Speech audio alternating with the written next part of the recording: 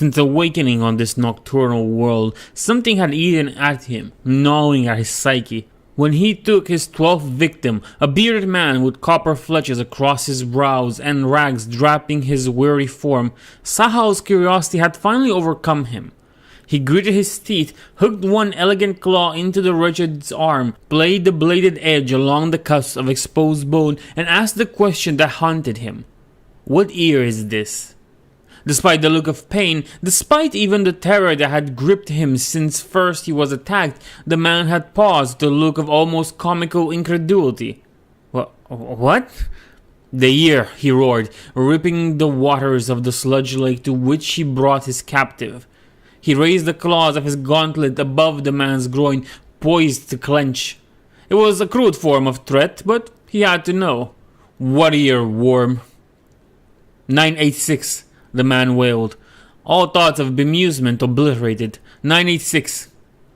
Sahal growled, observing this unwelcome information. An absence of 6 centuries was far greater than he feared. Adrift upon the trace in the Umbre Incidor, he had been resolutely unable to estimate how long he had spent in silent incarceration. Time moved differently in the warp, and a day's slumber in its coiling belly could easily affect a month's passage in crude reality. 600 years was beyond his most fearful approximation. In a fit of pique, he began to bring down his claw, venting his anger on his captive. And then an ugly afterthought arose, and he paused to form words in the plebeian low Gothic tongue so appropriately favored by the underhive filth. The 32nd millennium? Yes? Answer me. For a fraction of a second, the man's lips curled in a dumbfounded, confused smile. What? Sahal flexed the claws. No. 41st. The words rushed out like an avalanche, jumbled and formless. 41st millennium. Year 986. 41st. Sweet Emperor's blood. 41st. The bottom fell from Sahal's mind. He killed the man quickly, too distracted to even relish the moment.